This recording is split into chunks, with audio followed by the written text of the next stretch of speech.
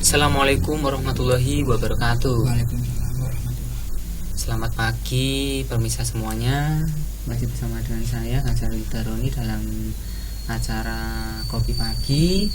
Pada kesempatan kali ini kita kedatangan tamu lagi, Pak Bambang Eka Purnama. Selamat pagi Pak Bambang. Ya, Bertemu lagi dengan saya ya Pak. Ya. Pada bincang kemarin kita udah bahas banyak banget tentang riset.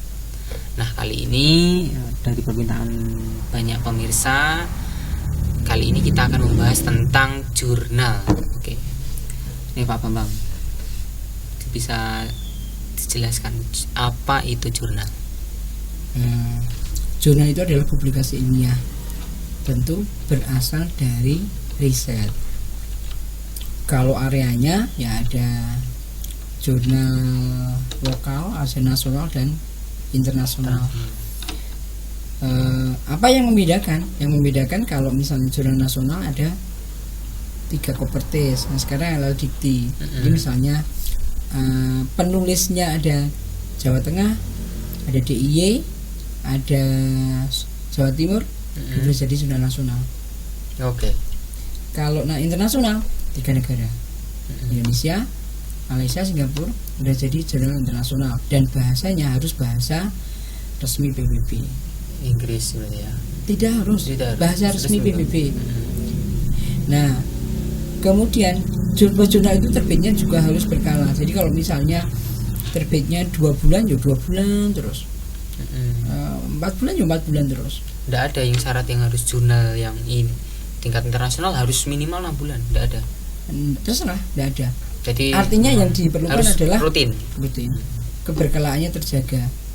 Bahkan halamannya juga harus jumlah papernya juga harus stabil segitu. Kalau misalnya mau 10 ya 10 terus.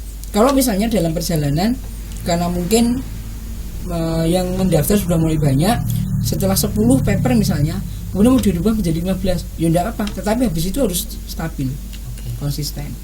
Bahkan covernya juga harus seperti itu. Dan yang selanjutnya adalah jurnal juga harus punya gaya selingkung.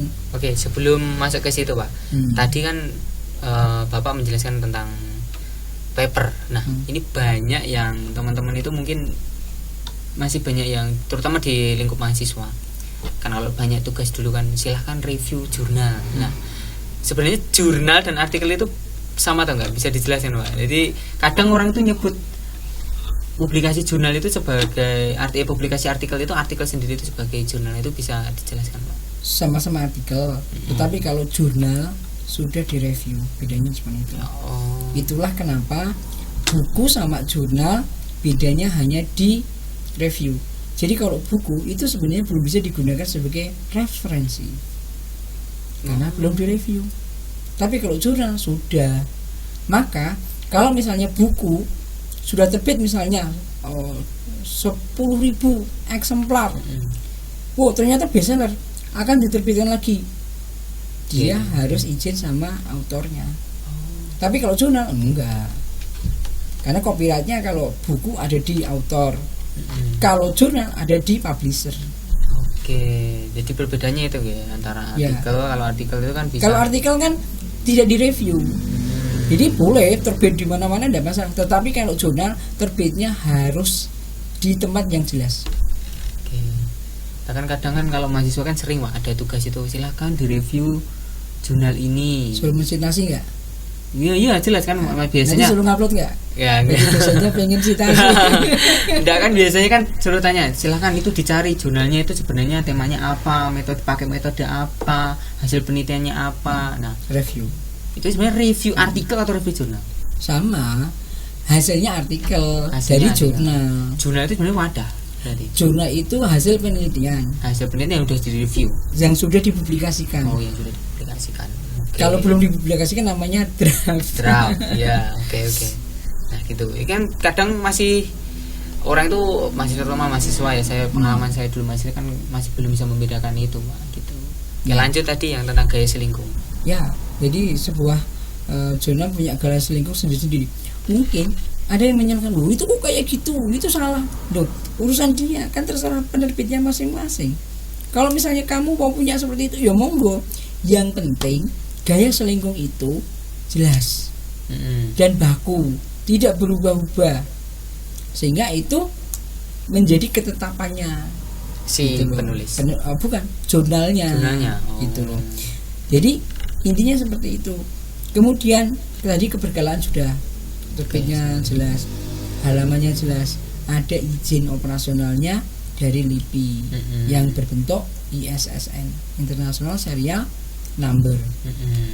Dan ini ISSN ini berlaku internasional. Jadi kalau misalnya ISSN yang dikeluarkan oleh LIPI Indonesia, maka nomor itu akan unik di seluruh dunia dan akhirat.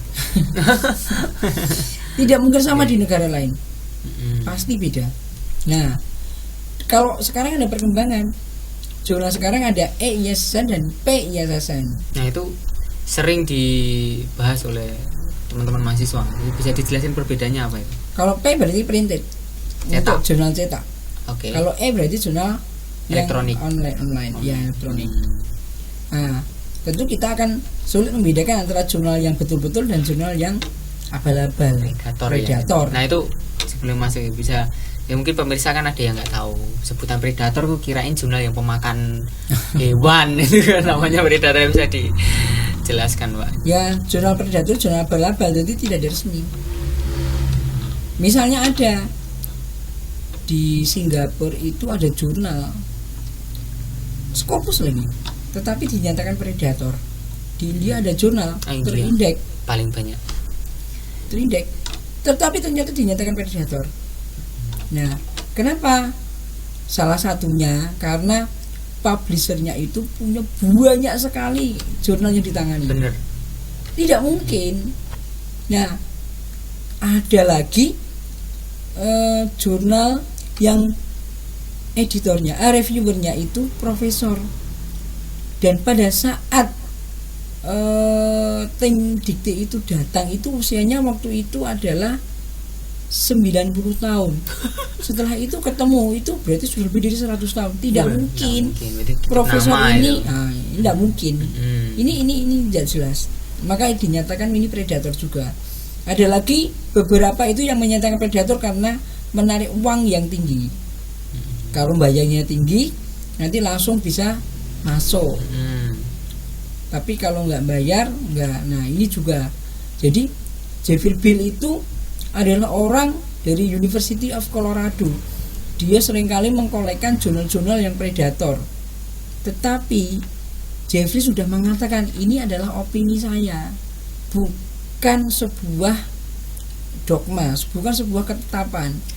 Tapi Dikti pun juga mengeluarkan list predator itu juga dari, kadang bereferensi dari itu. Harusnya tidak bereferensi dari situ, tetapi harusnya bereferensi dari penelitiannya dia. Sehingga benar-benar valid, bukan dari Jeffrey itu sudah mengatakan kok kalau ini bukan dia hanya opininya dia. Kalau opini maksud digunakan sebagai acuan. Kalau Billis itu juga siapa? Billis sama.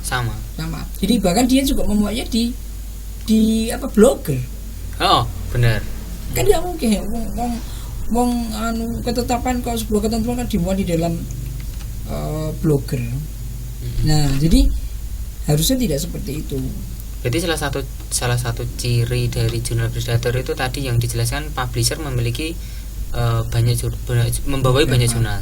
Nah, apa kalau publisher yang di bawahnya dia hanya memiliki satu jurnal, apa dijamin? Belum tentu juga. Nah, caranya bagaimana? Salah satunya adalah cek pertama itu di ISSN. Ada ISSN-nya enggak? ISSN. Karena kan tidak mungkin jurnal tidak punya ISSN. Tetapi banyak juga jurnal yang tidak punya ISSN beredar juga. Dan kalau sudah tidak ada ISSN berarti udah tinggalkan dulu. Tinggal. Tapi ISSN bisa diakali kan, yang penting di web ditulis online. Oke. Ya itu di pembahasan lain ya nanti. Cara cek ISSN. Ya. Tapi bisa dicek. Bisa. Itu sebenarnya ISSN-nya resmi atau cuma tempel-tempel? Lengkap. Bisa dilihat umum. Secara umum. Kemudian yang kedua adalah cari guideline atau template-nya. Ada nggak? Kalau nggak ada template atau tidak ada guideline, tinggal. Tidak mungkin sebuah jurnal tidak ada guideline-nya, tidak mungkin. Jadi kalau jurnal tidak ada guideline-nya, ya jelas, dah ini tidak valid. Ketiga, cari apakah dia terbitnya keberkalaannya. Jadi kalau jurnalnya terbitnya 1 bulan sekali, kemudian besok 3 bulan sekali, dan ini, nah dah dia. Tapi saya pernah lihat jurnal itu yang dia sebenarnya rutin 2 bulan.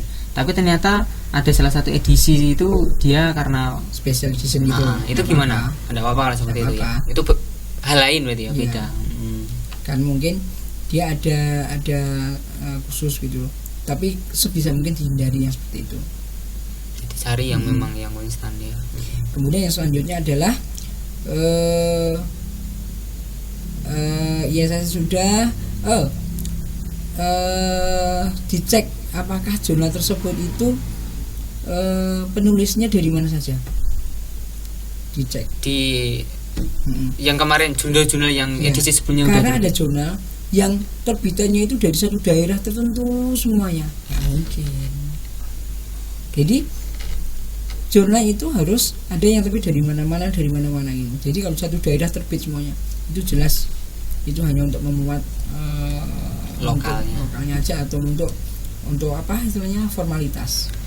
Contoh, jadi misal ada jurnal A yang terbit di Universitas A, penulisnya dari Universitas A semua itu. Tidak apa-apa, tapi nilainya rendah. Tapi itu tetap dihindari yang gitu. Iya. Jadi yang betul kan banyak gini. Ketika akan akreditasi, banyak dari kampus itu yang kemudian membuat jurnal. Kemudian diisi dari tugas akhirnya mahasiswa. Kasihan ini. Pengalaman. Kasihan ini. Nggak boleh kayak gitu. Tetapi yang betul adalah kita berlangganan jurnal di tempat lain, paper kita ada di situ. Itu yang betul. Dan yang paling tinggi nilainya adalah yang diterbitkan oleh asosiasi profesi, bukan kampus. Kalau dari prodi itu nilainya paling rendah, diterbitkan oleh dekanat rendah, diterbitkan oleh lembaga penelitian lebih tinggi, tapi asosiasi profesi nilainya paling tinggi. Kenapa? Independen. Itu tadi. Jadi ya kalau misalnya sudah diterbitkan kampus, bagaimana? Kerjasama dengan asosiasi profesi. Berarti asosiasi profesi harus punya jurnal? Tidak harus, tapi dia bisa punya jurnal. Dan kalau dia punya jurnal berarti dia lebih independen. Nilainya lebih tinggi, lebih independen. Jadi yang betul seperti itu. Karena gini, asosiasi profesi itu kan sebenarnya begini. Kalau kamu mau punya pembantu rumah tangga, yang bisa mengatakan bahwa pembantu itu diterima siapa? Ya saya terima. Yang bisa mengatakan itu siapa? Ya yang majikannya. Siapa? Ya yang punya rumah. Siapa? Orang yang cowok, kepala keluarga. Kalau bapak yang menyatakan seperti itu pasti digulei sing ayu, sing seksi, sing benar. Tetapi harusnya yang bisa mengatakan seperti itu adalah ibu. Kenapa? Karena untuk membantu pekerjaan rumah tangga. Jadi sing sudah dikeloni barang tadi nih bapak. Kan salah. Jadi harusnya yang bisa mengatakan seperti itu ibu. Dites bisa nyuci enggak, bisa masak enggak. Kalau bapak kan enggak kayak gitu. Bagaimana kalau dalam satu komplek saat itu tidak punya pembantu semua dan sedang mencari pembantu? Nah, seharusnya ada satu orang saja yang ngetes pembantu itu, yang untuk menyatakan diterima, tetapi terstandar. Yang ngetes itu adalah asosiasi profesi. Makanya kenapa asosiasi profesi dikatakan independen? Harus independen. Itu. Nah, jurnal lagi. Nah, sehingga kemudian indexing itu gini. Kalau kamu kenal sama Mas Ari misalnya. Nah, saya tidak kenal sama Ari. Tapi kamu kenal. Nah, saya untuk mencari dia lewat kamu. Tahu Ari nggak? Tahu. Di konekkan. Jadi kamu itu adalah indexing. Jadi yang membawai, yang mengenalkan gitu ya. Ya. Nah, indexing itu tatarannya banyak sekali. Ada yang berbayar, ada yang karena skalabilitas, ada yang gratis, macam-macam. Kalau di nasional yang kira dulu ada teman kita yang portal Garuda. Jadi yang punya jurnal itu biasanya langsung terindeks di sana. Nah, itulah kenapa kemudian portalnya harus dibangun menggunakan OJS. Karena di dalam OJS itu ada engine script yang ketika publisher itu mengupload, maka kemudian dia akan engine-nya akan terlihat ini ada paper baru. Nah, indexing yang menggunakan atau yang sefrekuensi dengan jurnal ini akan bisa menerima teriakan OJS ini dan memasukkan ke dalam daftarnya dia. Itulah disebut indexing. Namanya engine-nya adalah OHS, Over Harvester System. Itulah kenapa para indexing itu menggunakan OHS ini diinjekkan ke dalam programnya untuk menjadi indexing. Nih. Nah, kalau kemudian yang ada indexing, ada Scopus, ada yang internasional. Sinta itu gimana, Mas? Sinta kan punya dikti, itu untuk menghimpun, bukan indexing. Itu adalah ID peneliti. Nah, jadi nanti juga ada di Scopus juga, ID di Google Scholar juga ada. Google Scholar juga indexing sama saja. Tetapi yang diakui oleh dikti adalah Scopus, kemudian Thomson, satu lagi sebenarnya adalah Microsoft Academy Research. DOAJ gimana? DOAJ yang diakui pemerintah. Nah, DOAJ nilainya juga tinggi. Karena dia independen. Sepengetahuan saya tidak bayar, tapi untuk mengisinya sangat rumit sekali. Nih. Nah, dari situ dikenallah kemudian yang namanya jurnal bereputasi. Nah, sebelum masuk ke bereputasi, Mas. Nah, setiap jurnal tadi untuk mendapatkan indexing itu apakah memang jurnalnya mendaftarkan? Apa memang syarat untuk membuat jurnal itu dia harus terindexing? Daftar. Jadi ya daftar. Gitu. Daftar. Jadi ada yang daftar, ada yang kayak misalnya Microsoft Academy Research, Google Scholar. Ya sebelumnya kita harus daftar juga, baru bisa nanti dilihat impact factornya berapa. Jadi gitu. Nah, kalau semakin banyak indexing, jurnal yang semakin banyak indexing, apakah itu sebagai tolak ukur jurnal tersebut lebih bagus? Salah satunya. Kan masih banyak lagi. Karena kalau jurnal itu terindexing banyak kan berarti dia juga mengalami proses seleksi yang lebih banyak ya.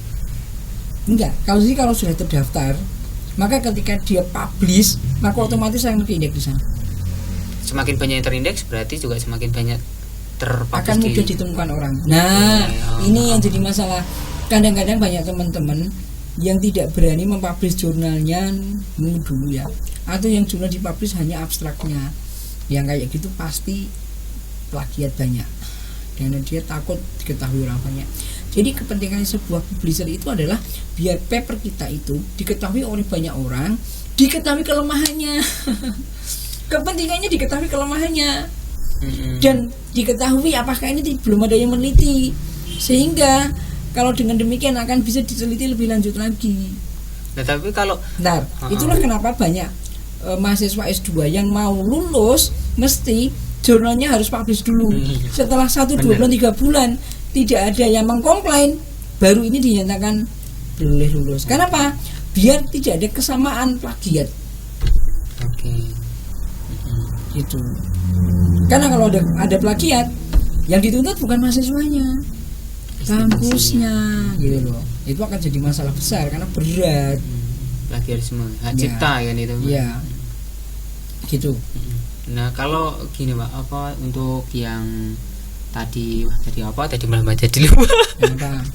Yang untuk tadi masalah jurnal harus diketahui oleh banyak, agar diketahui banyak orang. Padahal saya lihat ada beberapa jurnal itu yang malah jurnalnya kalau ingin mengakses jurnal itu harus bayar. Nah, itu gimana itu? Terserah. Boleh-boleh aja. Jadi untuk memasukkan itu harus bayar, monggo. Untuk mengakses jurnal atau memperoleh jurnal harus bayar, itu tidak apa-apa. Tentu dengan batas kewajaran. Karena kan jurnal untuk terbitnya kan juga perlu biaya operasional. Tetapi jurnal yang baik adalah institusinya menyediakan dana yang cukup untuk mengelola jurnal. Akhirnya kan tidak ada biaya untuk. Iya. Oh iya, jadi jurnal yang Scopus itu ada yang gratis. Banyak. Tapi terbitnya 2 tahun lagi. Kenapa? Ngantri seluruh dunia dan akhirat itu tadi. Ngantri karena semua orang akan memasukkan ke sana. Apalagi gratis tapi fee 1. Wah, itu ngantri. Berat banget. Nah, yang kedua bayar. Nah, bayarnya ada yang macam-macam sesuai tingkatannya. Tapi triknya ketika Anda ketika ya nanti yang Q1, Q2 nanti ya. Yang sesuai dengan tingkatannya. Jadi misalnya ada yang jurnal itu dia menyatakan naskah Anda saya terima, silahkan membayar sekian. Maka jangan tolak. Silahkan ditolak. Kenapa? Pengalaman saya dari berbagai kasus orang yang jurnal yang seperti itu nanti juga predator. Karena apa? Karena nanti begitu masuk nanti akan direvisi. Kemudian setelah itu halaman sekian ada kesalahan lagi, silahkan bayar sekian. Sudah ini bayar lagi Mbak. Sehingga kita malas untuk ngurus sehingga nggak jadi terbit. Ini pengalamannya begitu. Jadi kalau Anda pengen jurnal yang bereputasi, misalnya Index Scopus atau Thomson, maka biaya yang dikeluarkan yang recommended adalah 100 sampai 400 US dollar. Standarnya? Enggak, yang recommended. Lebih dari itu saya tidak recommended. Jadi kalau sampai ada yang bayar katanya 20 juta, saya nggak recommended. Karena pasti itu banyak saya dengar. Brengsek pasti jurnalnya. Pengalaman loh ya. Ya. Tapi monggo silahkan. Yang selanjutnya pembayaran, metode pembayaran. Cari yang metode pembayarannya menggunakan kartu kredit. Kalau selain itu enggak apa-apa, tetapi kalau menggunakan transfer bank jurnal internasional, Anda transfernya sulit. Pengalaman saya waktu itu, saya publish di Republik Mauritius, belum pernah dengar kan? Saya aja baru dengar itu. Baru dengar Mauritius. Saya baru dengar itu juga. Dan ketika saya mau transfer lewat BCA itu 2 jam baru tertransfer. Lama sekali. Biaya transfernya 50 juta. Maaf. 50 ribu. 50 juta. Maaf. 50 ribu. Sulit. Saya pernah juga ada yang transfernya menggunakan apa namanya PayPal. Bukan PayPal, yang ini loh, yang ada di Indomaret itu loh. Western Union. Western Union. Wah, Western Union kan di pos dulu bisa katanya. Saya ke pos pada saat itu saya sedang di Bali, mau transfer nggak bisa Pak, ke BPD bisa, udah dihitung, maaf Pak internetnya lemot. Terus ke BRI nggak bisa Pak, BCA nggak bisa. Tahu nggak bisanya di mana? Di Indomaret. Tapi bingung petugasnya ketika ini Pak, bisa Pak, bisa. Terus akhirnya Pak ini kan waktu itu di Thailand. Pak ini kan Thailand, mata uangnya baht. Ya, terus kita saya bayarnya berapa? Dia bingung. Mas kan gampang toh. Itu dikurskan ke US dollar, saya bayarnya ke US dollar. Kan selesai. Oh iya, nah selesai. Bisa. Kurang dari 15 menit selesai. Yang kayak gitu transfer bank biasanya pengelolanya sudah sepuh. Mungkin ya Bu. Yang pakai kartu kredit biasanya pengelolanya anak muda. Paham teknologi. Rata-rata masih doktor. Yang PayPal rata-rata masih banyak dominan S2-nya karena dia belum punya kartu kredit, belum punya pembayaran yang bagus sehingga dia memanfaatkan PayPal untuk pembayaran. Sehingga mudah. Dia pernah pengalaman PayPal gitu. Ya. Dan di PayPal tentu ada jasa yang harus dibayar. Ya. Masalah sebenarnya. Kemudian kalau tadi sudah ada guideline ya. Kemudian terbitnya berkalanya itu sangat penting. Dan reviewernya ada yang kenal nggak? Gitu loh.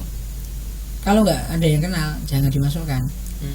Ada pertanyaan. Saya kan juga nggak tahu itu internasional. Caranya gampang. Reviewer itu ketikkan aja di Google, keluar banyak nggak? Maksudnya kalau misal Bambang Ika Purnama keluar kan nanti Bambang Ika Purnama profilnya dan lain-lain itu kita bisa lihat di situ. Satu lagi, reviewer itu bukan Yang bisa jadi reviewer itu bukan orang yang pernah nge-review. Bukan orang yang pernah nge-review. Tetapi orang yang punya tulisan ilmiah di jurnal itu 3 tahun terakhir. Okay. Jadi kalau dia menulis di jurnal ilmiah nasional 3 tahun terakhir, maka kalibernya nasional. Kalau dalam 3 tahun terakhir dia punya tulisan internasional, maka kalibernya internasional. Okay. Saya jadi reviewer di jurnal internasional 2 tempat. Di mana aja? Nanti saya masukkan ke situ biar diterima. Saya pernah nggak sengaja nge-review paper dosen saya. Oh, aduh. Ya kan pada saat naskah dikirimkan ke saya kan blind review. Nah, ini blind review lagi dibahas. Blind review itu yang masuk itu hanya, jadi ketika kita masukkan naskah yang betul itu blind review, hanya judul, abstrak, dan baru itu. Kemudian setelah abstraknya diteliti, direview, bagus, baru full text. Jadi penulisnya siapa, dari mana tidak tahu.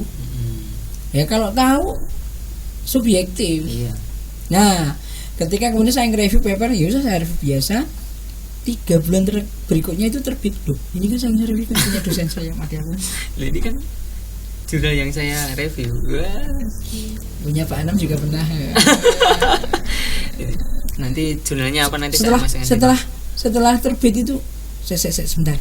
Kayaknya kan saya familiar dengan jurnal ini. Bukannya saya jadi reviewer di situ. Oh iya, baru ingat. Dan teman dari Cina kemarin WA saya, Pak Bambang, saya pagi ini mencari jurnal dan saya kaget ternyata satu-satunya orang yang menjadi reviewer di jurnal itu Pak Bambang. Pak, makasih yang masih di Cina dan dia tidak pulang selama pandemi ini dan dia tetap sehat sampai sekarang. Tetap sehat Pak. Dia kemarin WA saya. Itu testimoni yang keren. Oke. Nih, jadi tadi apa tadi? Reviewernya profilnya dilihat di Google. Ya, jadi 3 tahun terakhir. Maka kalau sudah pernah, ini yang sering kali salah. Jadi teman-teman itu untuk menggait reviewer itu cari yang sudah punya pengalaman. Enggak, bukan itu. Cari yang makanya profesor, yang banyak. Makin tinggi memang kan makin bagus. Makin bagus. Bobot jurnalnya makin bagus. Tetapi syaratnya bukan itu yang utama. Dan reviewer itu sebenarnya volunteer. Tidak dibayar? Tidak. Di Indonesia dibayar karena perkewo. Indonesia kan gitu. Iya. Tapi sebenarnya volunteer harusnya. Tetapi ingat, nanti ketika hibah dikti syaratnya apa? Pernah mereview jurnal. Nah, itu kan. Untuk menjadi apa? Syaratnya pernah mereview jurnal. Nah, itu imbalnya di situ. Itu. Nih. Jadi kalau Anda menjadi reviewer, ya review aja biasa aja, nggak usah mengharapkan apa-apa karena reviewer itu volunteer. Nih. Ada syarat lain? Ciri lain tadi selain reviewer? Ya, punya indexing yang bagus, punya impact factor. Impact factor itu jumlah citasi, ya. Jumlah citasi dibagi jumlah paper selama 1 tahun. Kalau jumlah impact factornya tinggi, berarti jurnal itu salah satu syarat menjadi jurnal bereputasi. Yang selanjutnya syarat itu adalah jurnal itu punya impact yang baik, punya dampak yang baik. Jadi misalnya sebuah paper ini itu banyak disitasi, berarti jurnal itu bermanfaat. Dan berarti jurnal itu banyak impact factor tinggi. Nah, itulah kenapa besok di surga itu ada salah satu pintu surga itu pintu untuk penulis jurnal. Karena jariah. Karena bermanfaat. Di surga kan hanya isinya orang-orang yang bermanfaat. Oh isi. Tuh. Berarti besok bisa masuk surga duluan. Amin. Amin. Karena dia banyak bermanfaat. Nah, kamu mungkin tidak pernah berpikir sampai jauh itu, tapi coba bayangkan ketika kemudian ada dia membuat penelitian, dijurnalkan, kemudian orang yang baca itu kemudian terinspirasi, terus kemudian mengimplementasikan dari hasil penelitiannya sehingga dia punya peningkatan penghasilan, kesejahteraan, kemudian dia bisa menghidupi anak istrinya dan kemudian bisa berhasil dan sukses. bisa beribadah dengan baik masuk surga. Siapa yang masuk surga? Dia. Yang membuat riset ya. Nah, ilmu yang bermanfaat. Iya. Jadi jangan itulah kenapa kalau ketika tadi saya pesan, ketika Anda melakukan riset silahkan yang betul-betul akan bisa menimbulkan impact manfaat yang baik. Iya. Yang manfaat yang luar biasa. Jadi, nah, ketika banyak citasinya berarti jurnal itu bereputasi, dan orang yang punya citasi banyak maka dia akan menjadi bermanfaat juga. Saya pernah menjadi ranking 20 nasional waktu itu dan saya tidak tahu kenapa pada waktu itu, tapi ya banyak yang ngasih tahu justru banyak orang, bukan saya tidak tahu yang meranking Webometric. Luar biasa ya. Ya saya nulis saja gitu. Tidak tahu apa-apa. Dan ternyata selanjutnya ketika ada perankingan Sinta, saya selama 15 tahun menjadi ranking 1 di institusi. Maksud saya bukan pamer, saya bukan lihat, tetapi Anda juga bisa seperti itu. Karena modalnya adalah ketulusan dan gitu. Niat untuk bisa tadi ya, bermanfaat. Iya. Gitu. Nah, menyambung yang tadi untuk tadi ciri-ciri yang jurnal predator tadi. Nah, itu ada, saya pernah dengar itu syarat, salah satu cirinya itu kan ada yang berapa jurnal yang tingkat kesulitannya teman. Jadi kalau misal setiap edisi terbit 10 tapi yang masuk 50 berarti banyak yang ditolak gitu. Apakah itu menjadi salah satu ciri jurnal yang memang benar-benar bereputasi atau yang apa? Kita tidak tahu kalau jurnal itu ditolak. Berarti tahu dari mana? Saya pernah dengar kayak gitu. Bukan. Tahunya dari mana? Misalnya saya pengelola jurnal. Terus kamu tahu nggak bahwa jurnalnya tuh yang masuk 100, yang ditolak 200? Nggak tahu. Berarti itu bukan tolak ukur ya? Bukan. Nggak bisa terukur. Yang terukur yaitu jurnal itu terbit berkala, misalnya 10 terus, dan citasinya banyak. Itu. Nah, diantaranya Q1 tadi ya. Tipsnya, kalau Anda punya paper, kalau Anda pengen benar-benar direview, masukkan Q1. Tapi Anda harus siap nangis-nangis. Nunggunya itu loh yang terlalu lama. Bukan, siap nangisnya itu gini. Karena nanti Anda akan banyak coretan. Nah, Anda lihat coretannya apa, perbaiki. Tapi kemudian jangan dimasukkan yang Q1, masukkan yang Q3. Gitu. Kita butuh reviewnya karena yang mereview profesor benar gitu loh. Karena yang Q4 atau Q5 nggak ada ya. Q5 dan seterusnya itu belum tentu Anda mendapatkan kayak gitu. Karena mungkin nggak bereputasi. Jadi kalau misalnya di Q1 saja Anda mendapatkan review yang baik dan kemudian Anda kembalikan sampai kemudian tidak ada revisi, maka berarti di Q4 atau Q3 diterima nggak? Ya bisa jadi diterima. Q6, Q7, Q8, 9. Ya pasti mereka terima. Nah, ini yang dulu contohnya ada di universitas ternama di Indonesia. Dia disertasinya itu hanya membuat 4 jurnal. Dan kemudian dia paparkan di sidang tertutup, lulus kumlot. Tapi perseteruannya ketat banget, seru banget. Apa ini kamu? Kamu tidak menghargai penguji. Sidang tertutup kok hanya membuat 4 jurnal. Bapak lihat, coba dicari jurnalnya saya. Ini judul ini. Disertasi berapa orang? Indeksnya apa? Oke, yang ini Pak apa dan sebagainya. Dosen itu meneng akhirnya, mampus. Dan ternyata apa? Ternyata jurnal 4 itu adalah menggambarkan jumlah babnya di disertasinya dia. Bab 1 masukin, direview, publish, bab 2 publish, bab 3 di scope semuanya. Luar biasa. Kumlot. Nih, jadi tipnya kalau Anda pengen menghina dosen Anda, nah caranya gitu. Bab 1 mungkin yang masuk SP2 itu loh. Bab 1 masuk dibuat paper, masukin ke jurnal bereputasi. Terus direview sama profesor dan sebagainya, kembalikan sampai tidak ada revisi, betul-betul benar. Kemudian masukkan ke jurnal internasional. Kemudian disuruh masukin dosennya, kadang masih curhat-curhat, ini udah direview sama jurnal internasional Scopus lagi. Masa bapak berani menyalahin lagi ya? Itu tipsnya biar dosen Anda mati kutu. Loh, kok pas saya ngasih kayak gitu? Loh, enggak apa-apa, sah kok. Masuknya dosennya yang harus belajar, mahasiswanya juga, gitu loh. Bener. Itu tipsnya buat teman-teman ya S2 ya. Membuat mati kutu dosen. Buat mati kutu dosen itu. Luar biasa. Dosennya juga biar berusaha, biar belajar lagi, bahwa dia juga harus punya publikasi yang baik. Mahasiswanya juga belajar. Ya iya, makanya. Tapi kan mahasiswa lebih punya banyak kesempatan. Dosen kan enggak. Makanya mahasiswa biar enggak diremehkan, dosennya caranya kayak gitu. Gitu loh. Biar enggak diremehkan. Artinya memang harus punya kapabilitas. Artinya risetnya juga pasti benar. Enggak riset-risetan. Gitu. Nah, tadi menyinggung untuk yang jurnal bereputasi.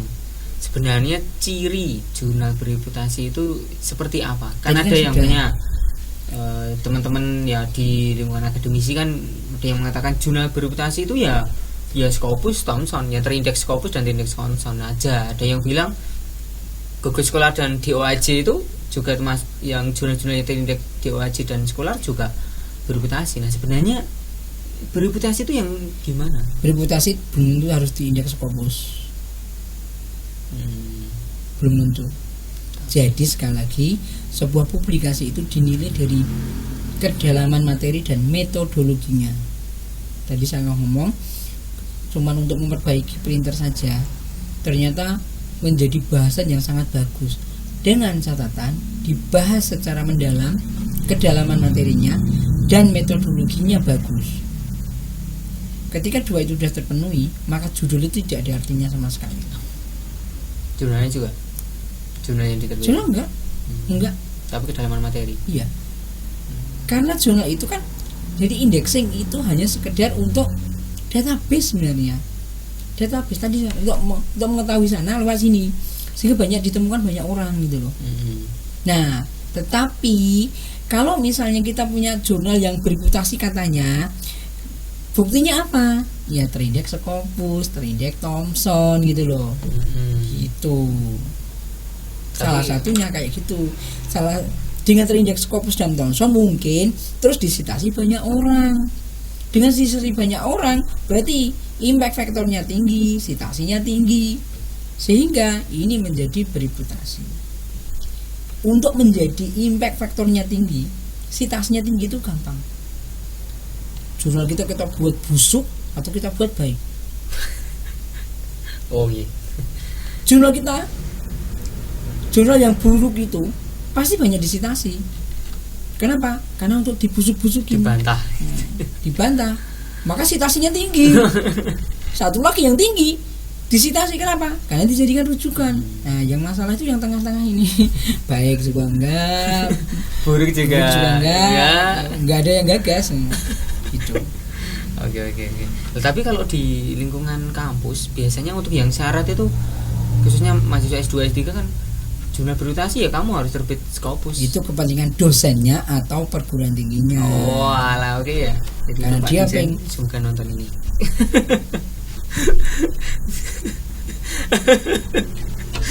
Oke, jadi jurnal bereputasi itu tidak harus dilihat dari indeksnya. Tidak harus, tetapi sekali lagi buktinya apa? Sebenarnya bereputasi itu tadi, asalkan dia banyak disitasi, nah sehingga menimbulkan efek yang baik itu. Jadi sebenarnya disitasi itu kemudian kan akhirnya kan diteliti lagi, sehingga ini kan berantai gitu. Tadi saya katakan sebuah riset kita sekarang ini tidak mungkin tidak ada awalnya. Skeptik, tidak mungkin ada awal, pasti ada awalnya. Nah, ada awalnya itu yang mana yang akan kita citasi? Ya tentu yang jelek kan? Iya. Gitu, yang jelek untuk kita jelek-jelekan sehingga kita bisa mengatakan jurnal saya bagus gitu loh. Kalau kita mengatakan jurnal bagus loh, dari mana? Ya pokoknya bagus. Oh iya, satu lagi, di dalam penelitian tidak ada kata pokoknya. Tapi berdasarkan data. Dasar tak kaploki. Lah apa? Pokoknya kaploki. Tidak bisa. Satu masalah di dunia ini akan selesai masalahnya kalau diselesaikan dengan cara pokoknya. Apapun masalahnya selesai dengan pokoknya. Itu nggak ada dasar itu ya, Mas. Nah, nih. Jadi harus berdasarkan fakta.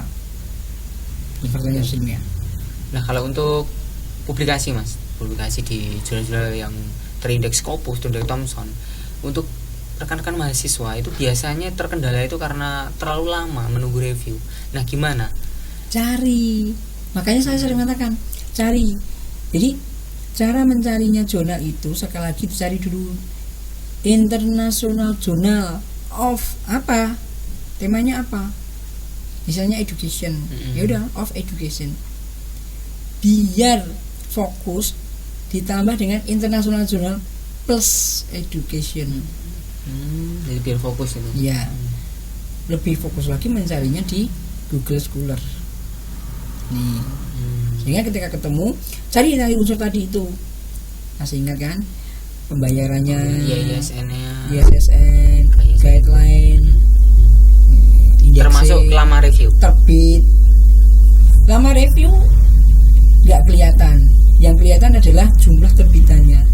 Jangka waktunya berapa bulan sekali? Taunya dari mana? Kalau kita reviewnya di review lama nggak bisa, nggak tahu. Jadi taunya terbit. Jadi terbitnya apakah berkala atau enggak? Terbitnya berapa bulan sekali? Berarti kalau misal ada salah satu jurnal, misal di jurnal A terbitnya 6 bulan sekali, di jurnal B yang sama-sama tendeknya sama tapi 2 bulan sekali. Agar lebih cepat berarti kita milih yang 2 bulan sekali. Nggak apa-apa, nggak masalah. Oh ya, tidak boleh paper kita terbit di 2 jurnal yang berbeda. Pas ngupload bareng gitu. Dengan judul yang sama. Gini. Jadi suatu saat mahasiswa kan khawatir tuh. Wah, ini kalau ini nggak diterima di sini, nanti maksudnya bisa diterima di sini. Maksudnya kan sudah mepet. Maksudnya semua bareng diterima gitu. Semua. Terbit semua haram. Dalam dunia ilmiah haram. Yang benar bagaimana? Jurnal yang baik tidak akan terbit kalau belum mencantumkan pernyataan penulisan dan perangkat administrasi lainnya termasuk membayar. Kalau ada jurnal yang belum melampirkan persyaratan dan langsung, ini berarti juga predator. Ini ada yang kayak gitu. Jurnal di Indonesia ada juga yang kayak gitu. Internasional, Scopus terakreditasi. Ada yang kayak gitu kemarin. Kenapa mahasiswanya yang 1S2 di perguruan tinggi di situ itu masukin ke 2 jurnal itu dengan harapan bisa diterima. Ternyata dua-duanya publish semua. Nah, itu haram masalah. Iya, jadi masalah. Itu sukanya sampai sekarang masih bermasalah. Jadi caranya bagaimana? Boleh masukin submit boleh, tetapi nanti jurnal itu akan memberikan letter of accepted bahwa jurnal Anda diterima. Jadi yang benar malah yang direview itu hanya abstrak. Baru setelah itu setujui maka complete paper. Nah, kemudian setelah itu silahkan Anda mengisi pernyataan penulisan, kemudian membayar dan sebagainya. Baru kemudian akan dipublish. Bukan langsung publish tanpa ada proses seperti itu. Jadi sekali lagi Anda masuk ke jurnal manapun tidak apa-apa. Tetapi kalau misalnya Anda senang jurnal yang sama diterima, senang jurnal ini, ya ini jangan diurusi. Udah biarin aja. Gitu. Iya. Oke. Nah, kalau gini Mas, kalau untuk banyak yang bertanya gini, jurnal internasional, jurnal nasional. Nah, kalau ada jurnal di Indonesia yang juga menggunakan bahasa Inggris dan memang dia banyak memang menerima tulisan dari luar negeri, apakah jurnal itu bisa dikatakan jurnal internasional walaupun itu di Indonesia? Kalau ada 3 negara yang menulis di situ dan reviewernya juga 3 negara, itu bisa dikatakan jurnal internasional. Iya. Meskipun itu di Indonesia. Iya. Jadi sekali lagi coverage-nya itu yang menentukan adalah autornya dan reviewernya. Nah itu terkadang banyak sekali. Tapi ada yang jurnal nasional walaupun berbahasa Inggris yang isi dari Indonesia, berarti nggak masuk internasional. Tapi kalau 3 negara minimal ya, minimal 3 negara itu bisa dikatakan jurnal dan menggunakan bahasa internasional. Yes. Itulah kenapa harus punya kerjasama dengan perguruan tinggi di luar negeri, sehingga menjadi lebih mudah kalau misalnya mereka bertiga akan membuat jurnal internasional. Ya. Nah itu referensi tapi yang luar biasa Pak. Maka dulu saya rintis di Jose Maria College Filipina. Saya senang sekali di sana magangnya. Kenapa? Ketika di sana itu dari sejak playgroup sampai perguruan tinggi ada di satu lokalisasi, satu lokasi. Lokalisasi itu bahasnya kan jadi playgroup SD, TK, SD, SMP, SMA, perguruan tinggi di situ ada semuanya, satu yayasan. Nah, dan saya menjatuhkan pilihan yang terakhirnya karena punya TV. Sehingga saya magangnya di TV dan saya kadang disuruh ngajar. Sehingga saya bisa belajar bahasa Inggris dan belajar multimedia. Dapat semua. Itu pengalamannya ya. Dan dekat dengan bandara. Bandaranya namanya apa? Aquino. Aquino. Wah, itu di Filipina itu. Di Filipina di Mindanao. Daerah konflik. Oke, nah kalau ini, jadi intinya kalau untuk jurnal internasional berarti tidak harus di internasional, tidak harus di luar negeri. Enggak. Kalau di Indonesia bisa. Tetapi ada teman dari dulu IKIP negeri sekarang menjadi UNJ, susah sekali menjadi profesor karena semua jurnal internasionalnya dari Indonesia.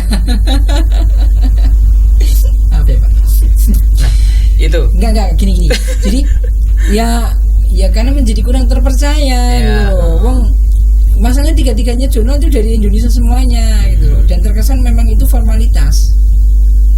Gitu. Kalau tadi menyambung untuk masalah untuk syarat tadi. Nah, kebanyakan di Indonesia untuk ya peneliti, dosen, bahkan mahasiswa untuk menerbitkan penelitiannya di suatu jurnal itu biasanya hanya karena tuntutan untuk memenuhi persyaratan. Gimana menurut Pak Bambang itu kan? Jadi kan kita hanya misal contoh mahasiswa saya yang dulu pengalaman mahasiswa S2 wajib harus terbit di Scopus. Kalau nggak Scopus nggak bisa. Padahal sebenarnya untuk bahwa riset saya ini bisa saya publikasikan nggak harus di Scopus kalau saya memang mau. Tapi karena tuntutan syarat itu memang harus dipenuhi. Itu gimana menurut Pak Bambang? Kan tadi saya katakan itu kepentingannya dosen dan kampusnya. Kalau misalnya kamu publish, dosennya ikut nggak? Ya jelas loh. Itu jawabannya. Dan itu semua dalam hal apapun. Ya. Nah ini profesor-profesor di luar negeri atau profesor di Indonesia nggak bakalan punya jurnal bereputasi atau terindeks kalau dia tidak menggandeng mahasiswanya. Kenapa? Sibuk, proyek, nggak banyak waktu. Maka caranya adalah paper-paper mahasiswanya, tesis dan disertasinya harus dipublikasikan di Scopus dan dia ada di situ. Akhirnya bisa jadi presentasi itu. Coba kalau nggak percaya silahkan percaya. Silahkan cek para profesor itu mana yang jurnalnya dia sendiri. Nah, kalau ada pun paling tidak banyak. Karena itu tadi bukan tidak bisa, justru bisa. Saking bisanya itu maka dia terlalu sibuk, maka menggunakan cara seperti itu. Dan itu digunakan juga, pola itu digunakan dosen-dosen untuk minta paper mahasiswanya yang D3 dan S1. Apa nggak boleh? Ya boleh. Yang tidak boleh adalah menghilangkan nama mahasiswanya. Kalau hubungannya dari untuk syarat, dan apabila syarat itu memang jadi salah satu harus dipenuhi, maka hal itu menjadi salah satu hal yang mendorong banyak jurnal predator. Contoh misal untuk jadi profesor harus minimal punya Scopus berapa. Akhirnya banyak jurnal yang berdalih Scopus menjual itu bisa terbit. Sebetulnya itu gimana menurut Bapak? Satu, makanya ada dosen yang dari PTN itu kan akhirnya menilai bahwa tidak harus di Scopus. Kenapa? Nilai uang kita itu ke luar negeri semuanya. Benar, itu yang saya habis. Yang kedua, orang beramai-ramai membuat Scopus karena syarat, hanya untuk formalitas. Bahkan akreditasi kampus dengar sekarang salah satu patokannya harus kan tinggi. Tetapi itu cuma menjadi logis karena dengan Scopus memang menjadi ngetren gitu. Nah masalahnya itu. Saya pernah ada sharing dengan dosen di Malaysia. Kalau di Malaysia itu katanya udah punya indeks sendiri yang memang itu menjadi Jadi kampus itu bereputasi apabila dia salah satunya juga harus terindeks tinggi di indeks mereka sendiri. Nah, kalau di Indonesia gimana? Ya sama dulu, makanya ada Porta Garuda itu, sampai sekarang masih tapi bereksis. kayaknya sih sudah diakuisisi sekarang. Jadi Garuda Dikti itu dan Sinta itu dulu yang punyanya Pak Tole Sutekno dari UAD, teman saya Pak Tole. Oh jadi gitu. Karena itu jurnal itu bagus dulu indexing itu, sehingga banyak teman-teman yang terindeks di situ. Tapi akhirnya kayaknya diakuisisi, dan ada beberapa teman dosen lagi yang kemudian melakukan penelitian yang objeknya adalah indexing itu. Pak Ardian dari Undip, nah itu juga teman saya meneliti tentang indexing jurnal juga. Jadi seberapa efektif ketika sebuah indexing itu bekerja dan digunakan sebagai indeks. Oke. Dia menggunakan machine learning juga. Oke. Nah, itu kita tadi udah bahas jurnal, Mas. Nah, sekarang kita masuk lagi yang sering terjadi di dunia riset itu tentang proceeding. Menurut Pak Bambang gimana? Bahasa sendiri aja ya. Sendiri lagi itu. Oke, jadi untuk jurnal mungkin tadi yang masalah masih ke hal yang polemik uang banyak yang keluar karena kampus, mahasiswa, dosen dituntut untuk terbit di jurnal yang memang harus terindeks Scopus dan lain-lain. Nah itu gimana cara agar hal itu nggak terjadi di Indonesia? Ya kita punya indexing yang baik, yang bereputasi juga. Cuman masalahnya Scopus kan punyanya Israel. Makanya saya bilang gitu. Ini masalahnya. Jadi dia duluan konspirasi nanti. Ya jangan dibicarakan. Jadi begitu. Jadi ketika dulu juga ada perguruan tinggi negeri ternama di Indonesia, dia membuat tandingannya lembaga survei untuk broadcast. Nah, akhirnya dia dijatuhkan karena apa?